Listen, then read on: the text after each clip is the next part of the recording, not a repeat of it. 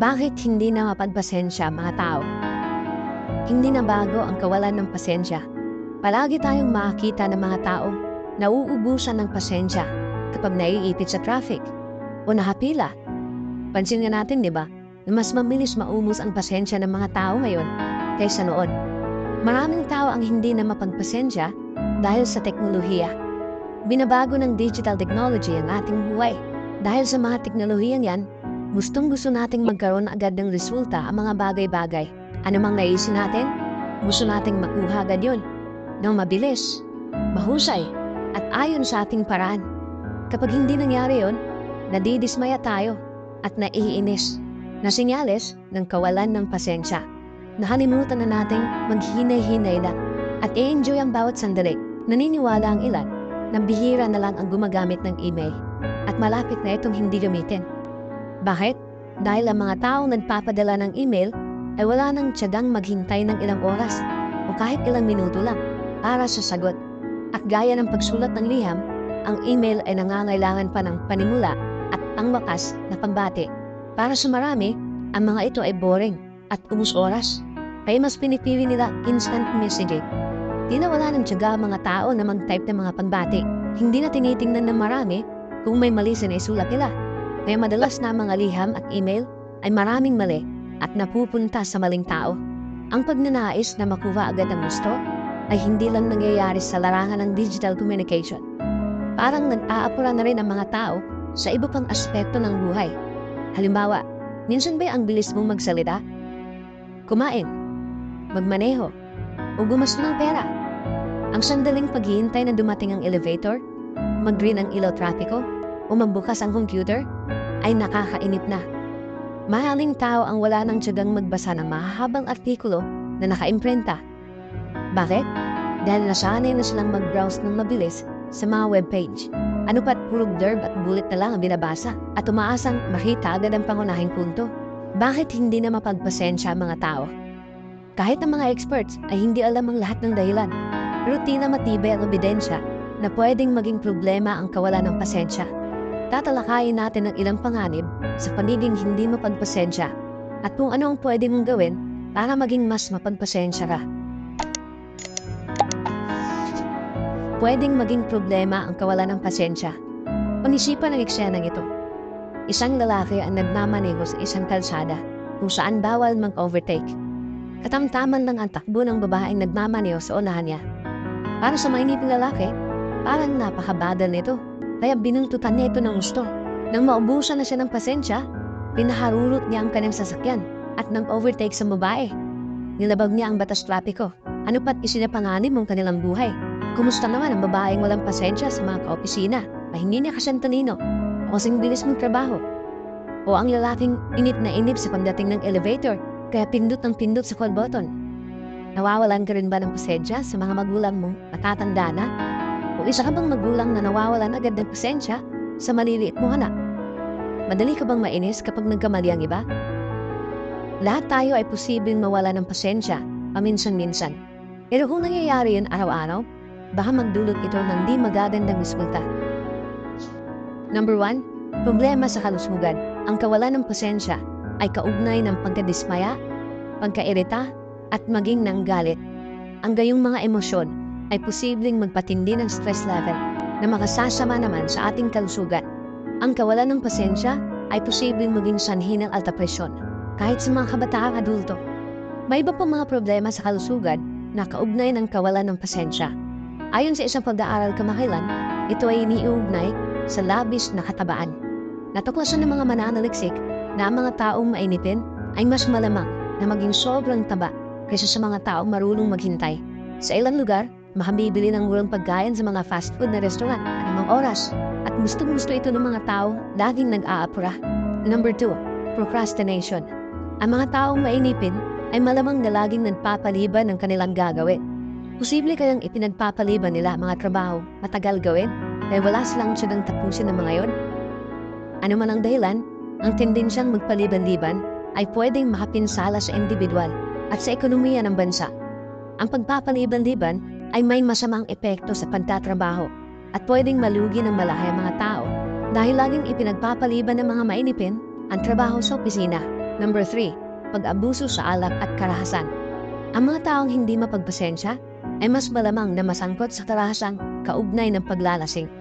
Ang mga taong walang pasensya ay mas malamang na magpahalabi sa alak at masangkot sa away. Number 4. Maling mga pasya. Ang mga taong walang pasensya ay madalas na nagpapasya ng padalos-dalos. Malaki ang mawawala sa'yo kapag wala kang pasensya. Pwede kang mawala ng pera at mga kaibigan, magdusa o dumanas ng iba pang problema dahil ang kawalan ng pasensya ay madalas na sinusundan ng maling mga pasya. Number 5. Problema sa pera. Ang kawalan ng pasensya ay pwedeng maging sanhin ng mas malaking pagkakautang. Baka gusto ng mga bagong kasal na makumpleto agad ang gamit nila at hindi kaya ng budget nila. Kaya bibili sila ng bahay, mga muebles, kotse at kung ano-ano pa. Pero utang. Pwede itong makaapekto sa pagsasama ng mag-asawa.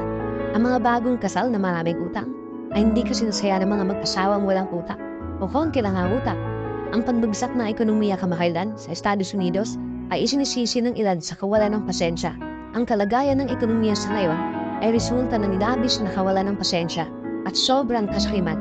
Dahil sa kawalan ng pagpipigil, libo-libo ang bumibili ng mga ari-arian na mas malaki ang halaga kaysa kaya nilang bilhin. Kaya nangungutang sila ng malalaking halaga na hindi nila mababayaran sa loob ng maraming taon. At hindi na talaga nila mabayaran. Number 5. Pagkawala ng mga kaibigan. Ang kawalan ng pasensya ay pwedeng makasira sa kakayahan nating makipagkalastasan. Kung ang isang tao ay mainipin, kapag nakipag-usap sa iba, posibleng makapagsalita siya ng hindi muna nag-iisip. Baka naiinis din siya kapag nagsasalita ang iba. Baka hindi niya mahintay na tapusin ng kausap niya ang gusto nitong sabihin. Kaya ang walang tiyadan makinig ay may tendensyang madaliin ang kausap niya. Ano pa siya na ang tumatapos sa sasabihin ito o humahanap siya ng paraan para tapusin agad ang pag-uusap. Ang gayong kawalan ng pasensya ay maaaring sumira sa pagkakaibigan. Sino ba naman ang gusto may kasama na panay ang tuktok ng paa o tingin ng tingin sa relo? Ang kawalan ng pasensya ay hindi magandang katangian. Lalayuan ka ng mga kaibigan mo dahil dito. Ilan lang ito sa masasamang resulta ng kawalan ng pasensya. Tatalakayin naman natin kung paano ka matututong maging mapagpasensya. Matapos natin natutunan ang ilang epekto ng kawalan ng pasensya, malamang nasasang-ayon ka na mentras mas mahaba ang pasensya mo, mas gaganda ang kalusugan mo. Baka gagawa ka ng mas mabubuting pasya at magkakaroon ka ng mabubuting kaibigan. Kaya paano ka magiging mas mapagpasensya? May mga bagay o sitwasyon na madaling makaubos ng pasensya ng isa. Bakit ka nawawala ng pasensya? May partikular na mga tao bang sumusubok ng pasensya mo? Baka kasama rito ang iyong asawa, mga magulang, o mga anak. O may panahon lang ba na talagang madali kang maubusan ng pasensya? Halimbawa, mas madali ka bang mawala ng pasensya kapag naghihintay sa iba o kapag nahuhuli ka na? Nawawalan ka ba ng pasensya kapag ikaw ay pagod, gutom, inaantok, o na-stress? Mas madalas ka bang maubusan ng pasensya kapag nasa bahay o kapag nasa trabaho? Malaking tulong kapag alam mo kung bakit ka nauubusan ng pasensya. Isinulat ni Haring Solomon sa Kawikaan 22:3. Nakikita ng matalino ang pangangit at nagtatago, pero tuloy lang ang mga walang karanasan at pinagdurusahan ang epekto nito. Kaayon ng sinaunang kawikang ito sa Biblia, kung pati una mong inaalam o nakikita kung kailan ka mawawala ng pasensya, maaari mo itong mapaglabanan. Sa umpisa, baka kailangan mo talagang magsikap na maging mas mapagpasensya, pero pag tagal-tagal, malamang na maging ugali mo na ito. Number 1. Pasimplihin ang buhay mo. Hindi talaga kaya ng mga tawang multitasking. Hindi kaya ng utak na mag-focus sa maraming bagay ng sabay-sabay.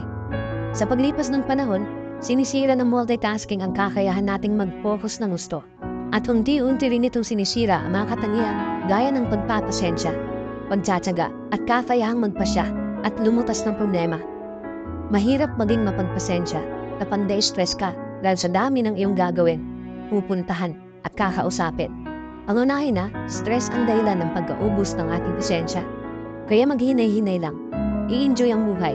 Maglinang na matalik na pagkikipagkaibigan sa ilang tao, sa halip na magkaroon ng mababaw na pagkikipagkaibigan sa napakaraming tao.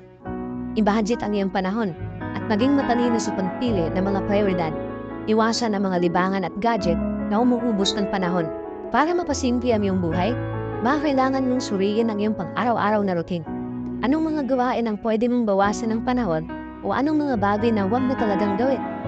Ayon sa isang kawikaan sa Biblia, sa Ecclesiastes 3:1-6, may takdang panahon para sa lahat ng bagay, panahon ng pag-iingat at panahon ng pagtatapon.